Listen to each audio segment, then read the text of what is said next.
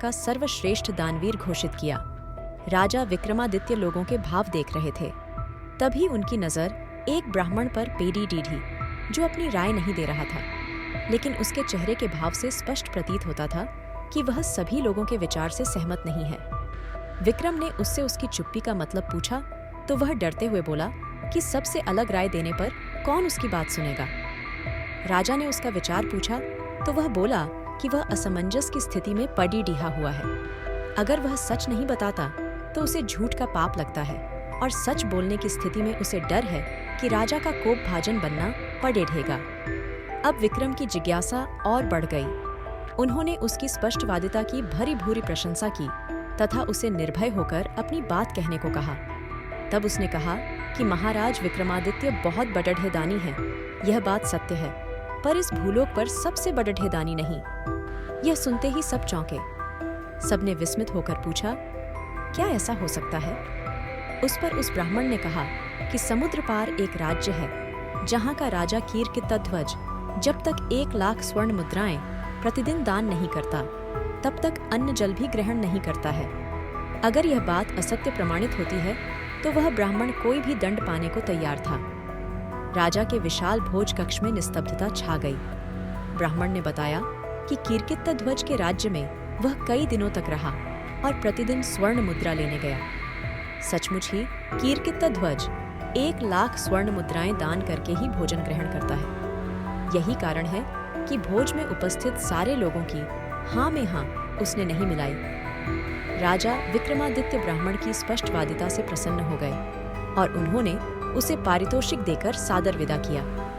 ब्राह्मण के जाने के बाद राजा विक्रमादित्य ने साधारण वेश धरा और दोनों बेतालों का स्मरण किया। जब दोनों बेताल उपस्थित हुए तो उन्होंने उन्हें समुद्र पार राजा कीर्कितध्वज को राज्य में पहुंचा देने को कहा। बेतालों ने पलक झपकते ही उन्हें वहां पहुंचा दिया। कीर्कितध्वज के महल के द्वार पर पहुंचकर उन्होंने अपना परिचय उज्जैनी नगर के एक साधारण नागरिक के रूप में दिया तथा कीर्कितध्वज से मिलने की इच्छा जताई।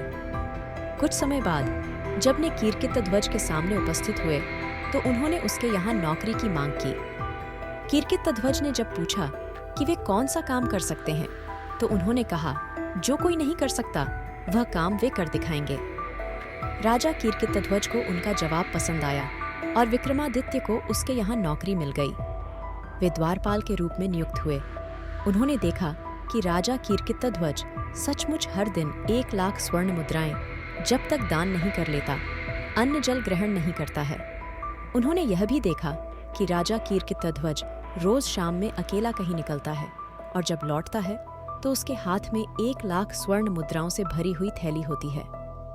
एक दिन शाम को उन्होंने छिपकर कीर्कितध्वज का पीछा किया। उन्होंने देखा कि राजा कीर्कितध्वज समुद्र में स्नान करके एक मंदिर में जाता है और एक प्रतिमा की पूजा अर्चना करके खौलते तेल के कड़े ढाह में कूद जाता है। जब उसका शरीर जल भुन जाता है तो कुछ जोगनियां आकर उसका जला भुना शरीर कड़ ढाह से निकालकर नोच नोच कर खाती हैं और तृप्त होकर चली जाती है। जोगनियों के जाने के बाद प्रतिमा की देवी प्रकट होती है और अमृत की बूंदें डालकर कीर्कितध्वज को जीवित करती है। अपने हाथों से 1 लाख स्वर्ण मुद्राएं कीर्कितध्वज की झोली में डाल देती है और कीर्कितध्वज खुश होकर महल लौट जाता है। प्रातःकाल वही स्वर्ण मुद्राएं वह याचकों को दान कर देता है। विक्रम की समझ में उसके नित्य 1